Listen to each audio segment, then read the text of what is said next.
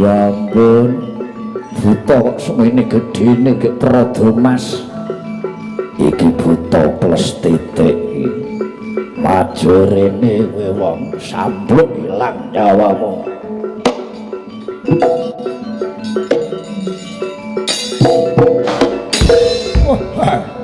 Ora krasa.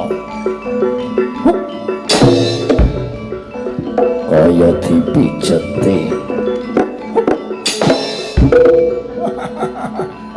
Maju rene le.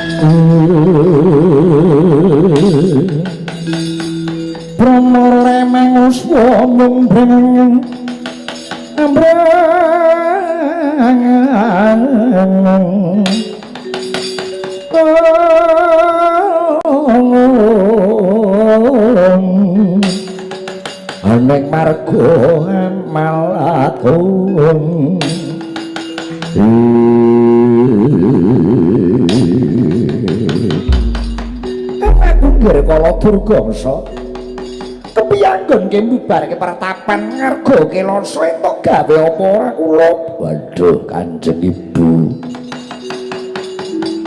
lepat lunagunging samudra pangaksami Ibu. Wadya bala dandang mangure badhe ngrubuhke beteng pertapan kiwala. Mboten wonten ingkang sembodo. Mboten ana boten legewa. Cantrik-cantrik arga Kilasa ingkang dipun pandhegani munyuk putih Anoman jalari wadya bala dandang mangure samya mengsah yuda.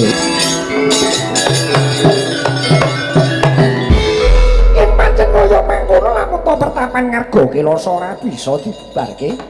Kula Durgangsa dereke lakunipun Ibu maturna ngasane kula Bathara Guru.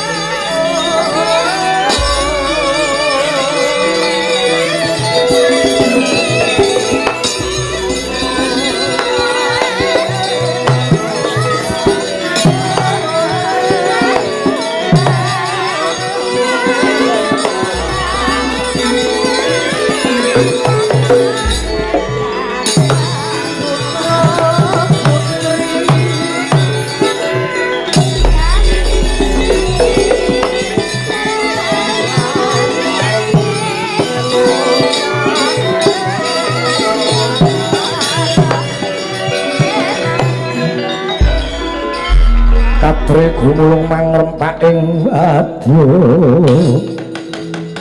magiri renanggono renanggono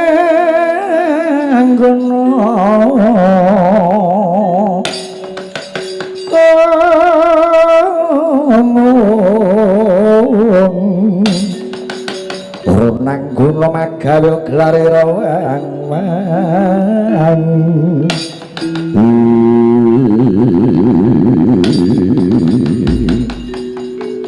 kados pundi Anoman wadya dandang mangurip nompak sing lajengaken lampahipun nggih nadyanto wadya dandang mangurip menika sampun mundur sedaya wadya dandang mangurip sampun nekuk penjalin lampahipun nanging maturipun nggih kados pundi Anoman sami kula aturi paring dawuh dhateng kula pun Gatotkaca. Sedaya para cantrik-cantrik ngarga Kilasa kedah eling lan waspada. Monggo sareng-sareng jagi katentreman karahayun pertapan menika dipun betengi sing kandel dipun jagangi sing jero nggih.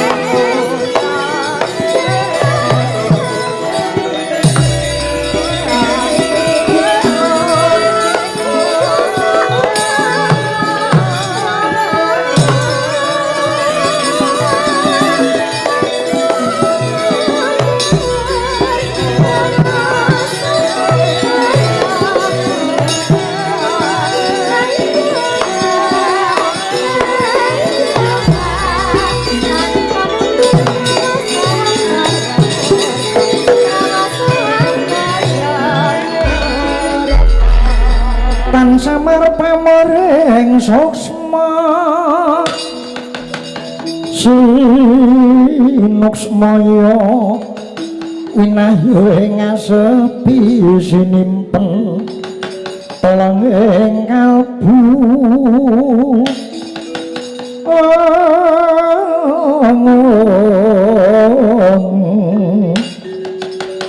pambukaning warana tarlen saking liep layaping aluya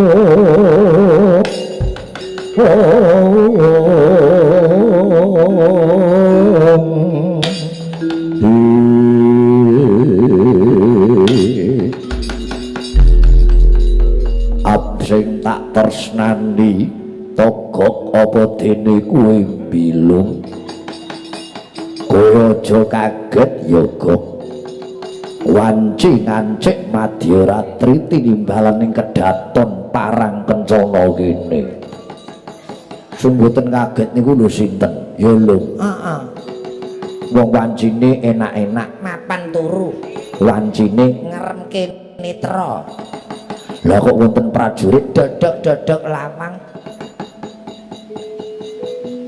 tinimbalan sowan wonten dawuh Bos Swawi Prabu Karungkala ulaturi babar ulaturi medar kengabdi togok dalah kula bilung nyadong dawuh togok nun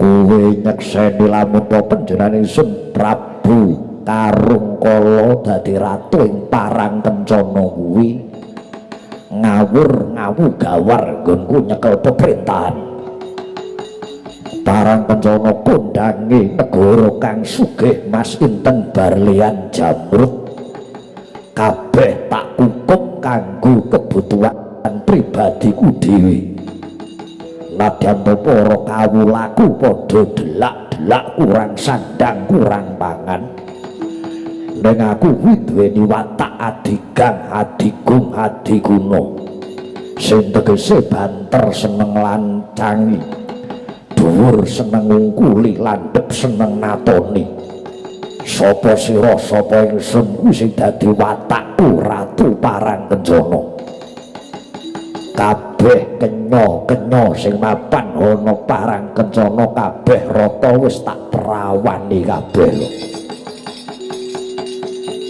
nek niku kula mboten melu-melu nanging kuwi lelakonku sing kepungkur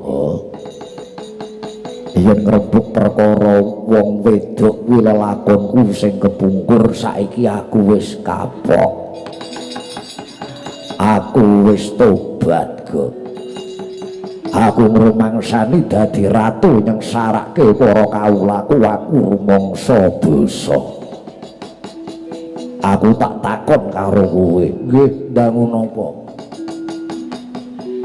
jujur titah kuwi kebak dosaku besok aku yen mati apa bisa mati sampurna aku apa bisa antuk kasuwargan jati lho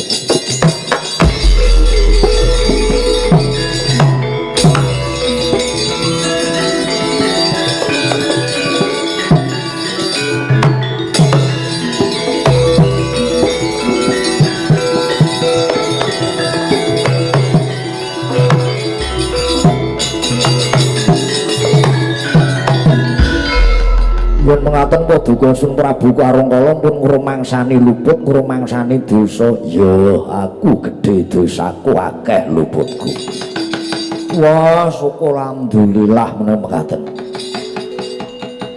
wong niku nek gelem ngrumangsani dosane gelem ngrumangsani lupute niku sae sing tak takonke aku besok iki apa bisa antuk kasuwargan kok nuwun sewu sinten swarganista marganing neraka menungsa urip niku mung ngunduh wae ing pakarti ya lho heeh wong urip niku ngunduh wae ing pakarti ngrasuk busananing lelakon niku urip sesantine wong urip niku wonten 8 perangan ngertine merga saka takon bisane saka tetiru dadine karana dilakoni apike kanthi kulina mandine saka percaya kelakone kanthi mantep rampunge ditandangi cepete disengkake nek pengen cepet mboten disengkake niku mboten jalan ngoten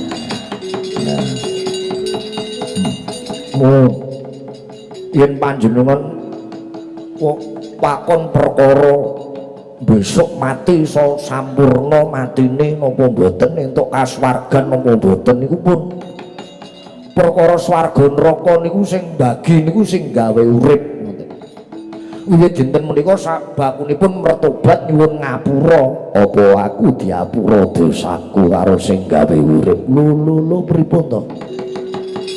Cara pesantren niku Gusti niku Maha Pangapura. Tembungipun pesantren innallaha ghafurur rahim. Nadyanto menungso niku nggadahi dosa pitung gunung tumpuk undung yen gelem njaluk ngapura diapura dosane kalih sing gawe urip naminipun kemawon Maha Pangapura.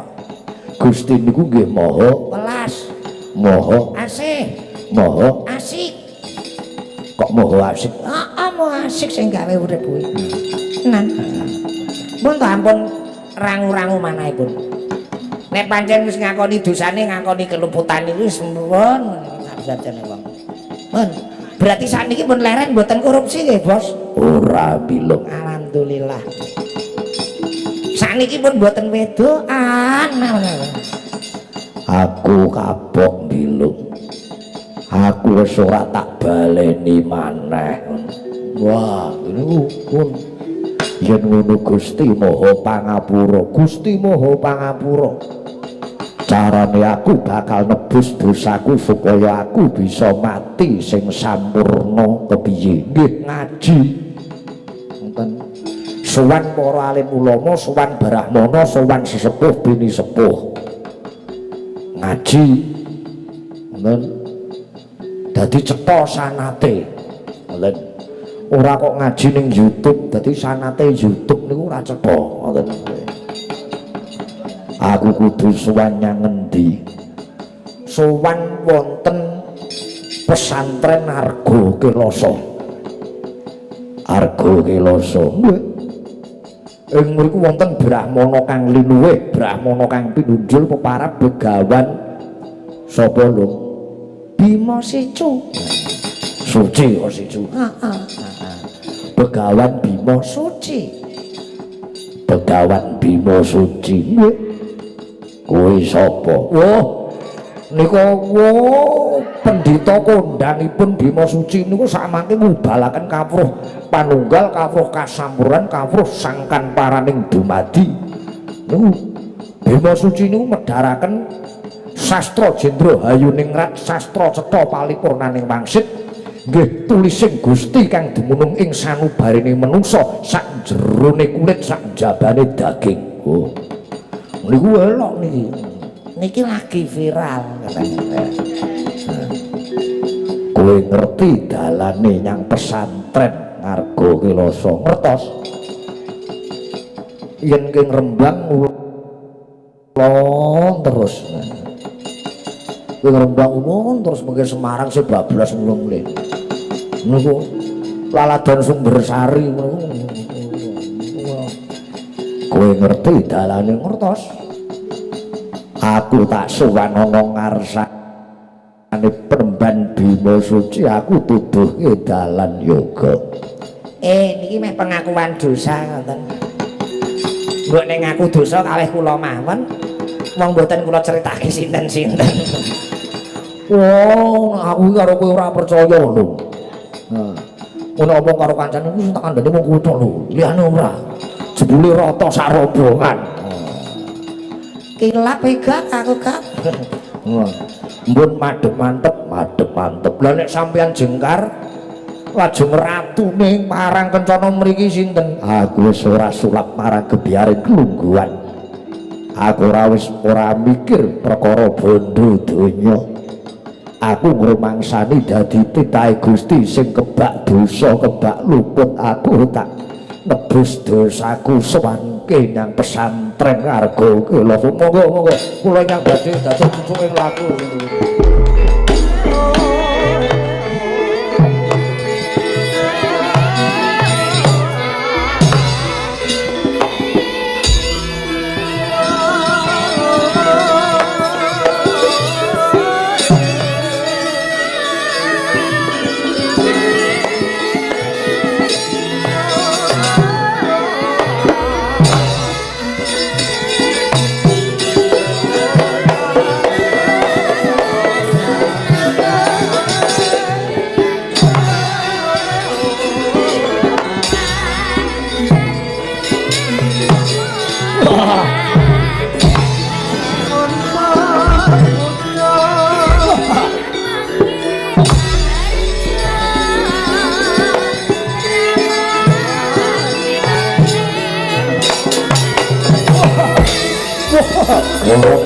ngenteni kok.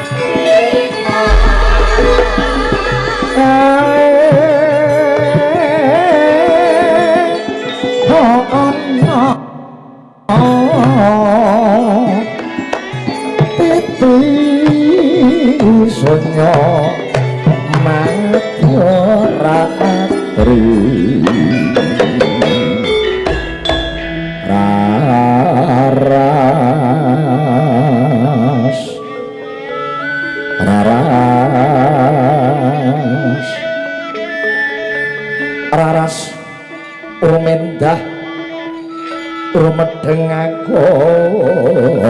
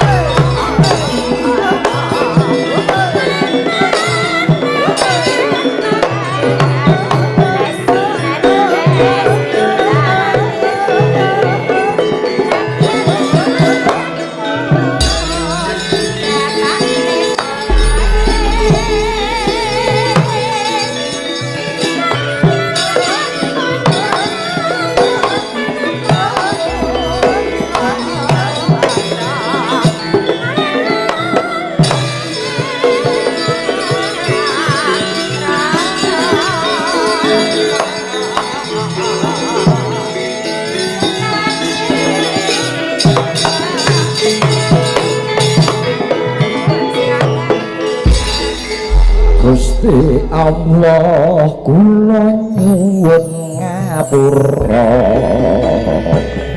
Gusti Allah kula nyuwun ngapura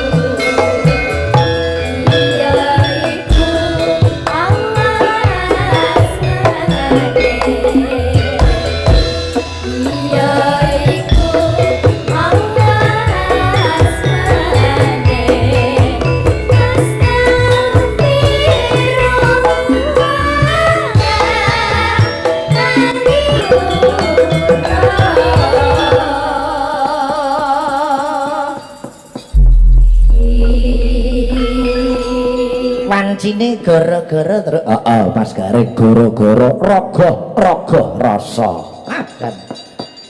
Iki mau tembang apa ya terus kaya kerep krungu aku. Lah iki mau pujian cara lawas. Ning Rembang kono ki angger adzan subuh sing adan wis sepuh pujiane terus iki karo watuk-watuk ngono ki luwes kahanane. Gusti Allah kula nyuwun ngapura. Ngono iki. Ya oleh gelombange oleh gugah wong turu terus salat subuh kaya penak ngono. Sowan ana pondok pesantren Al Ma'wa Sumbersari Ngampel Kendal Jawa Tengah. Nggih Mas Garing leres. Sowan wonten ngarsanipun Abah Haji Ahmad Munawar. Balah para santri, wali santri lan sedaya para alim ulama ingkang sampun kepareng rawuh. Deh. Kowe mbok melu ngomong, Gang. Aku ini orang wancine ngomong aja kok takoni. Mergo aku nek wis pengen ngomong ki angel ngendheke. Apa? Oh, wis kono kuwi jagoan wong loro sik. Iya. Dunia pesantren. Halo. Memang dibutuhkan bangsa Indonesia saat ini, Mas Gandreng. Santri-santri ini cara biyen ki santri ki saka tembung cantrik. Ngono ya, Trek? Iya. Ki basa Jawa. Cantrik kuwi murid, ngenger ana ngarsaning brahmana utawa ulama saka tembung cantrik terus dadi santri. Fungsi pesantren dalam tatanan dunia baru iki awake dhewe meh menghadapi tatanan dunya sing anyar. Fungsi pesantren ini sebagai penjaga akhlak dan nilai moral di tengah perubahan zaman yang sangat cepat. Masa iya saiki zamane AI apa AI ChatGPT kowe takon apa wis ora. Ana sing saiki kurang ajare iki apa kuwi sithik-sithik sambate ning AI. Malah ana sing meneh singkatan AI asisten ilahi jan kurang ajar kan. Ditakoni apa iso jawab kok roh. Tahu tak takoni kok. Kamu kenal Cak Yudo pelawak ya AI? Iya. Istrinya berapa? 2. Ngono ya. Kok roh ae gumunku ki aku. Ora piyaine iki piyai jujur mung setunggal nek Cak Yudo. Nek Cak Yudone setunggal, ayo yo iki piyai lurus Cak Yudo. Jadi pesantren ini menjaga akhlak dan nilai moral di tengah perubahan zaman yang cepat. Ayo. Kejaba saka kuwi pesantren menjadi pusat pendidikan karakter yang menyeimbangkan ilmu, adab dan laku hidup. Oh, kuwi kudu seimbang. Pesantren juga berfungsi tempat pembentukan manusia seutuhnya. Akal, hati, lan perilaku ini sesuai. Uga ruang perlindungan batin dan spiritual di tengah kegelisahan dunia modern. Uga sebagai filter utawa penyaring, penyaring perubahan dan kemajuan agar tetap selaras dengan nilai keislaman dan kemanusiaan. Islam iki tegese selamat. Dadi sak beja-bejane wong Jawa sing jenenge slamet ya kuwi sing Islam dhewe ya slamet iki. Ngono. Ayo. Mergo manut dawuh Mbah Nun, Mbah Nun Najib antara Islam karo Jawa iki ibarate tumbuh lawan tutupe. Wis klop ngono. Ngono. Ayo. Dadi ya introspeksi diri penuh rasa keikhlasan nggone ibadah. Ora kok salat 5 wektu mergo ngoyak ganjaran, mergo ngoyak swarga ya. Takbir iki Allahu Akbar, niate lillahi taala, niate Gusti Allah. Kabeh diniati Gusti Allah, insyaallah selamat dunya lan akhirat. Amin amin amin amin. Iki ana Cak Yudo Al Ustad. Iki nek ning Ngawi kono ya ndangane Abah Yudo. Ngono. Nek mondel kae Abah Abu. Nanti nonton wajah Cak Yudo karo Cak Mondol iki ketok disawang. Iki sing wonge beriman iki sing ndi? Imane sing kandel ndi sing tipis ndi? Masa terus ayo. Cak Yudo iki guyu, orangnya los, ceria, itu mertandani imane kandel, percaya karo sing gawe urip. Wong kok uripe mung merengut susah wis blas imane mesti tipis ora percaya karo sing gawe urip mergo kabeh iki ana sing uripe rasa kuwatir rasa semelang ngono mula uripe digawe santai wae uripe digawe ayem penuh ceria kabeh kuwi wis kinudrat tinakdir dening pangeran iki Cak Yudo. Cak Yudo ternyata rukun karo dulur karo kanca karo tangga niku kelebu nindakake sunnahe Kanjeng Nabi. Leres wong niku aja nganti medhot ukuwah, aja nganti medhot silaturahim. Sok sapa sing kraketke paseduluran, kraketke silaturahmi bakal dipanjangke umure, dijembarke rezekine. Niki nek wong sing gelem silaturahmi, silat menika sambung, rahim niku kasih sayang, selalu menebar kasih sayang kepada semua insan, menebar kasih sayang kepada semuanya. Nek kowe kali sampean nyambung. Nyambung. Lah niku napa mak ngowah wong Kakang Tepeng Reges Gendrayana menika mboten saged apa kuwi? Ya kuwi lho Tepeng Reges Gendrayana iki. Jare biyen tau ngaji mondok Cak Mondok. Lho, lah nek trimo selawatan ngene iki ya isa kowe mang. Ya iso. Iki mang selawatan ngene mang. selawatan yo iso umpama karo pitepangan karo kenalan para bapak-bapak ibu-ibu delalah kok nganggo selawatan awakmu ya iso. yo iso Aku dhisik ya. ya Nami kula Yuda ngawi omah kula Ngawi. sowan teng mriki nderek tetungga mugi sedaya jamaah sedaya kathah rezeki panjang yuswa kathah rezeki panjang yuswa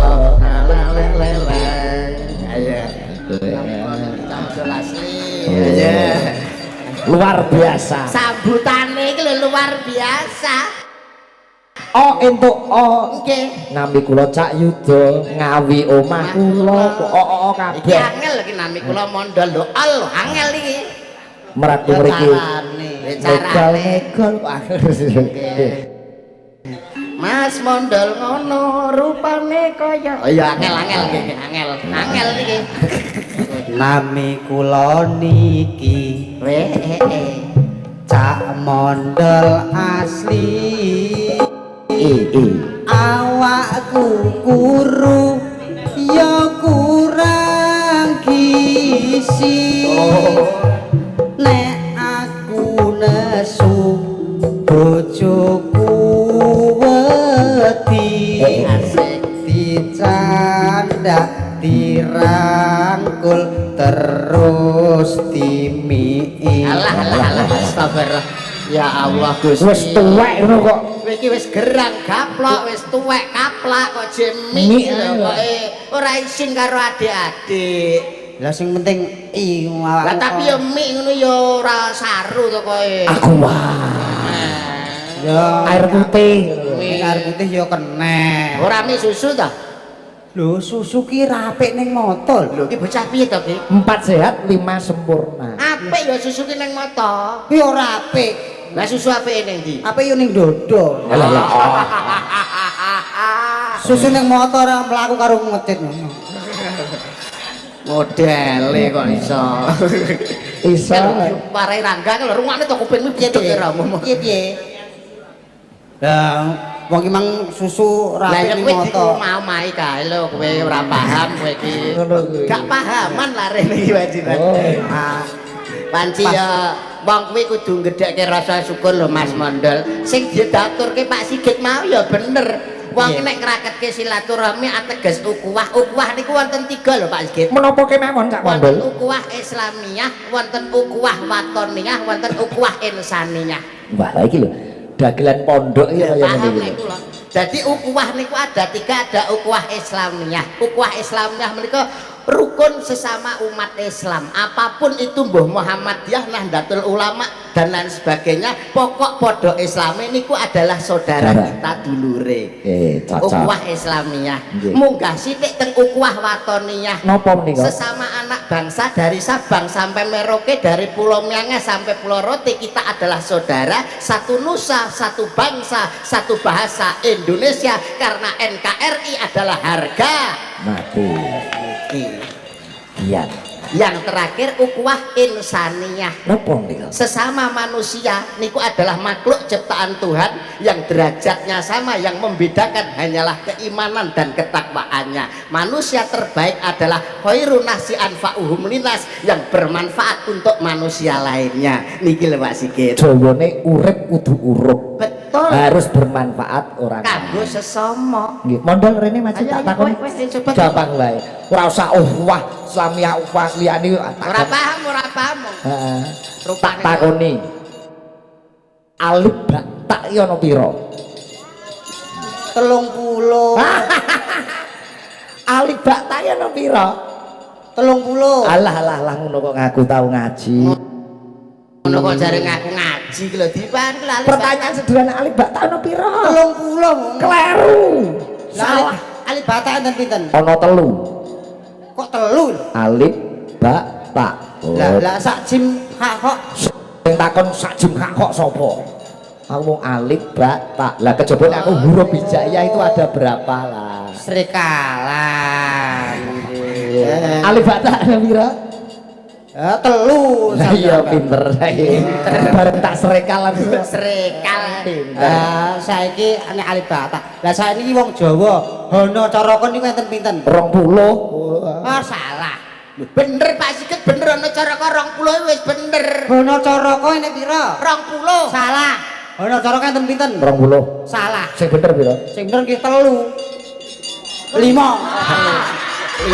matane. Kelingan alif batak ja. Ya ampun tenan gelo aku ya. 5. Ya ngene lho. Kok iso 5? Hana Caraka. Lah Data Sawala Sing takon Data Sawala sapa? padha jayanya. Kelingan alif batak aku. Sing apik kene, Bro. Akhir kleru gedek karo ndase dilus. Lah iki lho diwarai tukang benang lho, diwarai tukang benang lho. Oh iya njaluk neh. Goblok. Lah, dadak ngelik nek. Apa-apa kok dadak ngelik ning ngene kan kudune ya wis paham to nek kira-kira kok ngono kan goblok aku ndang langsung otomatis. Lali. Jan kok iso. Iki pancen iki andalane iki lali niku. Iya. Pokoke diusak, Sing mari bayaran ya lali. diusak awete. Nggih, awet nek Mas Mandel iki awet to. Ampun dipecat piye? Mboten, malah rencana kula sing ajeng dipecat kali niki. Yo. Mergo sakmenika kathah dagelan ingkang sampun pisah do nganggur-nganggur, Cak Yuda gampang milih pasangan sinten mawon. Gampil mengke kula golek. Sakmenika usum cat pinecat. Dan goblok lah saya. Wayah nganggur kok malah pisah. Ora pas rame kae. Kayak pas rame. Kuwi jenenge pinter. Kok iso pinter lho. Lah pas rame saya kompak, bar sepi pisah. Ah. Engko rame kumpul neh. Kan wedi arek golek ganti kan angel wayah rame. Wah, hebat ya Mas Mendel ya, melu seneng ya Pak Edi Mas Mendel. Ternyata malam hari ini luar biasa Pak Sigit. Pripun? Bapak Ibu sing kepareng pinara lenggah tasik samonten kathahipun. Walah, Ini nggih. menunjukkan bahwa masyarakat Sumbersari adalah masyarakat pecinta budaya dan pelestari budaya yang sesungguhnya. Ah, ngene iki agenda rutin tiap tahun lho. Nggih. Ah. Wah. Monggo dalange sinten mon bebas, yang penting Abah iki mesti rutin wayangan. Tapi nek langkung Abdul nggih panjenengan lah langkung Abdul niku. Ya luwih adol dalang kok Rembang to ya. Nggih Abdul nggih panjenengan kali kula lah Abdul ya Abdul ya Abdul. Paling adol kuwi santrine Mbah Nawawi. Ya aku saiki aku dadi santrine Abah Nawawi. Wah, santri niku wis pokoke nderek kiai manut kiai. Manut. Gandul sarunge kiai ya ndol. Leres. Kiai nggonku tak gandul sarunge malah melorot bae gak katokan. Malah gelo. Sawe Mas Mondel. Yoga-yoga bengi iki ketok le semangat. Semangat. Kaya-kaya oleh nabul iki sasi iki wis kaya wis entek rasane. Alah, piye lho. Padahal sesuk-sesuk iki isih nabul. enek lho, malah kanca-kanca cakrane ngrati apa enek lerene to. Iki wis tanggal 1 entek kok tanggal 30 ki lho kok. Alah. Leren yo isin. Tenan. Hebat. Bengi iki kanca-kanca semangat dah sing ngendang Jaipong semangate ra karuan. Ya, umum tenan. Keplakan jan nabuh terakhir dientek-entekke bengi iki. Coba bintang tamu nih Mbak Eka Mbak Eka getu. Ah, nggih, sing Jaipong no gaweane akeh. Mulas wayangku 2 kotak ora rampung-rampung. Sinten? Mas Mentong Junior ta? Sugeng enjing Mbak Eka. Sugeng enjing Pak Igit. Ada pepatah tak kenal maka tak sayang. Alamat lengkapnya Mbak Eka itu mana toh? Pangestunipun. Semuanya kan Nggih. taunya hanya Sragen. Nggih. Sragenipun pundi? Sragenipun inggih menika kula kecamatanmu Sukodono. Sukodono, Suko seneng dono weweh. Wah, seneng weweh. Sodakoh. Nggih, kudu seneng. Kecamatan Sodakoh. Sodakoh. Desanipun. Desanipun nggih menika Baleharjo. Balear. Baleharjo. Bale itu tempat papan Papan istirahat. Harjo niku ketentraman. Keselamatan. Hebat. Jeneng desa kok apik-apik. Apik. Lah Mas Mondol asli saking pundi? Saking Ngawi. Lah ngawine teng pundi? Mboten mesti. Loh, Oh, ditapuk cangkeme tenan kok iku. Kowe iki lho alamatmu ki lho ndi? Ngawi. Lah ya ngawine ndi? Ora mesti. Lho alamat kok pindah-pindah Ora lho. mesti. Sok-sok ya ning ngarep TV. Sok-sok ya ning kamar. Nek sepi ya ning pawon.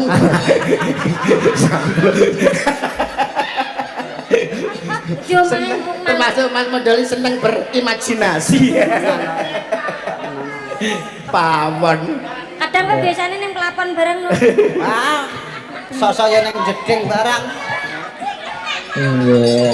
Bagune sowan mriki ngalap berkah nggih Mbak Nggih, Eka Pak Ike. datang keluarga besar Pondok Pesantren Al Ma'wa langkung-langkung datang menjadipun Abah Ahmad Munawar. Nggih, alhamdulillah saged derek sowanan matur mbah nuwun Pak Igit. Nggih Pun Mbak Eka. paringi kesempatan sowan wonten Ponpes Al Ma'wa. Ma'wa mriki. Buwe cah-cah lho. Kok buwe cacah mau karo iki, saiki kok karo Bu Eni. Lah sindene cakrane ngrati kan ya bekase mondol kabeh. Kedanan karo mondol kabeh. Wah, Alah, jan alah. Mas mondol iki edan Nganti tenan. akhir Mbak Eni live mah bola-bola ditakokne jane garwane mondol napa jolan lho. Kok muni jolang lak kapuk tenan. Sembah nuwun bengi iki ditinggali Mbak Suci ternyata. Nggih. Ora roh aku. Niki mau Nggih. lah ditutupi wae ternyata Mbak Suci. Nah, niku nggih ex cakrane ngerat. X nggih. Lho, mungkin nek pun nembang napa niku kacang ijo. Wah, kok selak nggih. Nggih mengke dicobi. Semakin cantik aja nih Mbak Susi. Iyalah. Luar biasa. Semakin cantik aja karo modele. Kenal apa ora we karo Mbak Suci? Modele karo rada ngece-ngece piye? Lirik. Kenal apa ora karo Mbak Suci? Yo kenal kok sok. Mbak Suci iki sapa? Sapa? Lho, Suci ki ya mantan. Sing ndi piyayine sing ndi? Sing ndi? Iki lho sing dibrangus ki lho. Ah, Kayak sapi. Kaya sapi ya. Masker, aku masker. Ah jejere Mbak Susi niku Bu Sigit. Nggih, pirsa Oh, sampun. Kendaraannya pendinan ya. Nggih. Kok kendaraan piye ta? Garwa sigarane nyawa megaring jiwa ya kuwi Bu. Lah jejere Bu Sigit sing agem ireng-ireng niku calone sing Bonang. Weh. Ngaten. Layak. Walah. Wah, apik-apik nih langgonan. Kowe gedhe-gedhe kok mantuk-mantuk gitu. Calone penjenengan to kok Pak Timbane iki calone Nggih. penjenengan. Wah. Pak Warno. Calone Pak Warno.